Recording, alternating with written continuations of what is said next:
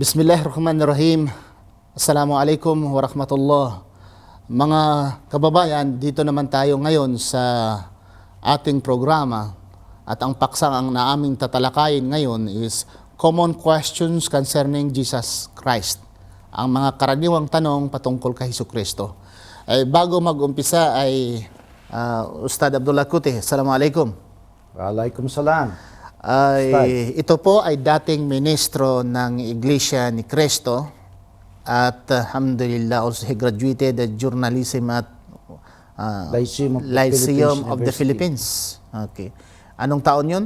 1984. At nakatapos din sa New Era College in the year 1990. Ito ay na-assign po sa Japan sa taon na 1993. 5 years po sa Japan. Hinahawakan po niya ang buong Japan, representing the head of Iglesia ni Cristo sa Japan in the year 1993. 5 years siya doon, alhamdulillah. At naging Muslim, niyakap niya ang relihiyong Islam sa taong 2008. Alhamdulillah, ngayon sa kasalukuyan, dito kami ngayon sa Doha, Qatar, Fanar, at dito namin tinatalakay itong subject na ito, ang karaniwang mga katanungan patungkol kay Hesukristo. Ustad Abdullah. Maganda itong talakayan natin ngayon, Ustad. Kaya nga tayo ay nagagalak sapagkat alam natin maraming sumusubaybay sa atin sa programa natin ito sapagkat talagang napakaganda nitong ating talakayan. Very controversial dito, Ustad.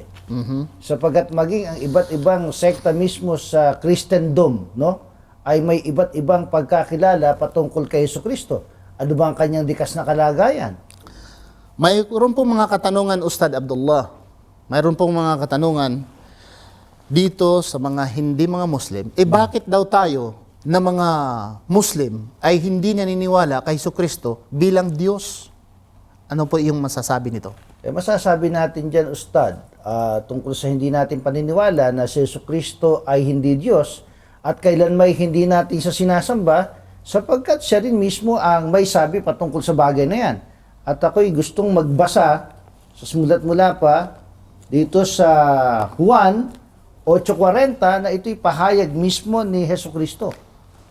Mabuti basahin ko ito, Ustad. Si Hesukristo mismo ang nagsabi, ha? Siya mismo may sabi dito po sa Juan 8:40. Pakinggan po ninyo mga kapatid at mga ginigiliw naming mga taga-subaybay. Subalit nga'y pinagsisikapan ninyo akong patayin. Isang taong nagsasabi sa inyo ng katotohanan na aking narinig sa Diyos. Tao, hindi Diyos. Siya po may sabi. At kung ako naman ang tatanungin, Ustad Abdullah, alam mo kung akong tatanungin? Ang sadism na tinatanong bakit hindi tayo naniwala nga si Hesukristo ay Diyos, sabihin ko, sinong nagsabi na hindi tayo maniniwala? Kung si Hesukristo ang nagsasabi na ako'y Diyos, sambahin ninyo ako, kami maniniwala. Saan po mababasa sa Biblia na si Hesukristo ay nagsasabi na ako'y Diyos? Subalit, dagdag sa iyong nabasa kanina, yung sa Acts 2 verse 22, basahin nyo, Ustad Abdullah. So, basahin po natin mga sa gawa, pagkakaliwat sa wikang Tagalog. Mga gawa ng mga apostol sa 2 2, talatang 22. Ito po sinasabi. Kayong mga Israelita, pakinggan ninyo ang mga salitang ito. Si Jesus na taga Nazaret, isang lalaking pinatunayan ng Diyos sa inyo sa pamamagitan ng mga gawang makapangyarihan, mga kababalaghan at mga tanda na ginawa ng Diyos sa pamamagitan niya sa gitna ninyo, gaya ng nalalaman ninyo. Pero lihis yata ang translation dahil sa English, it's very clear sa English na-memorize ko to sa English, Jesus of Nazareth, a man. Hero, sinasabi, Jesus of Nazareth, a man, approved of God. Very clear. Basahin, pakibasa. A man approved of God. A man approved of God. Doon sa King James Version. Sa King James Version. Basahin po natin Acts sa chapter 2, Acts chapter 2, 22. verse 22. Ganito pong pagkakasabi Sa English, tingnan natin. English.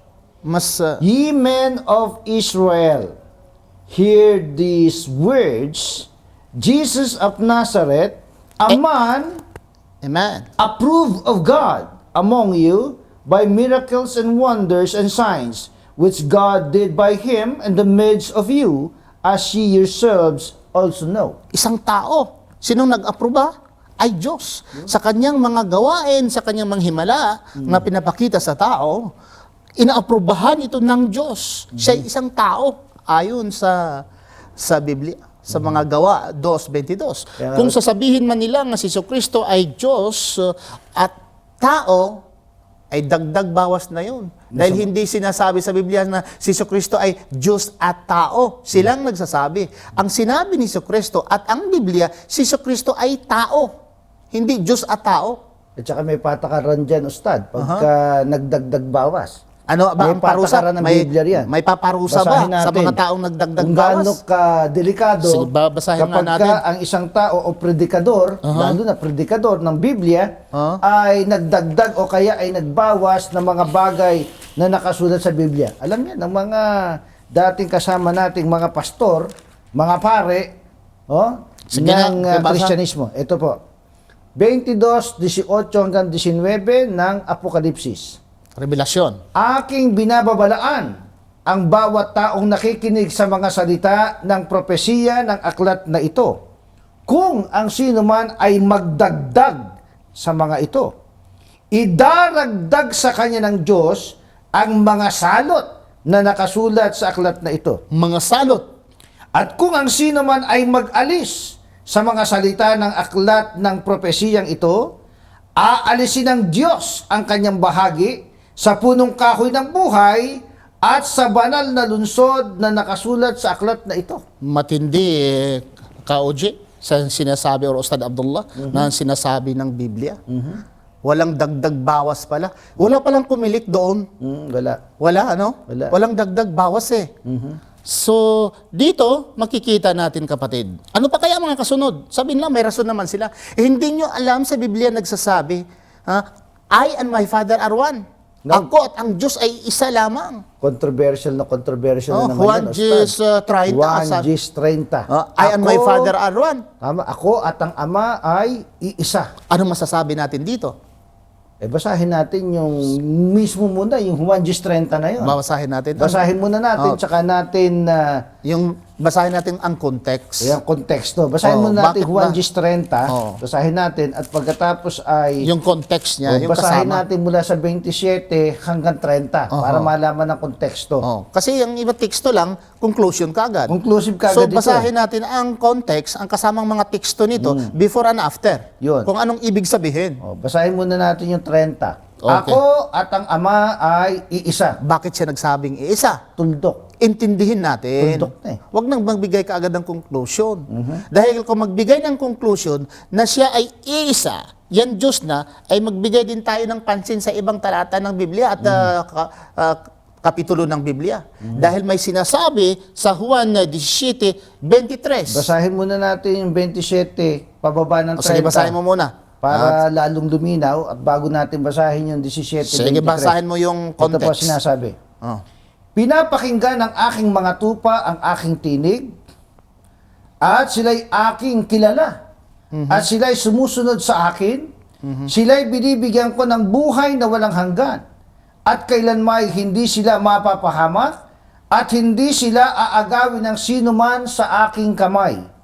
Ang mga ibinigay sa akin ng aking Ama ay higit na dakila kaysa lahat at walang makakaagaw ng mga ito sa kamay ng Ama. Tuloy natin, ito na konklusyon. Ako at ang Ama ay iisa. Ang ibig palang sabihin, hindi yung pagka-Diyos, kundi yung nagbigay, yung binigay sa Kanya, yung mga disipulo ang ibig sabihin. No, yung mga alaga. Oo, so ang ibig sabihin, Mga kung binigay, naging tagasunod ni Jesucristo, walang sino mang makaligaw. Dahil ang tagasunod ni Jesucristo, yun din ang tagasunod ng Ama. Nang ang ibig sabihin, pag sumusunod ka sa Ama, sumusunod ka rin sa anak, sila ay isa. Yun ang ibig sabihin.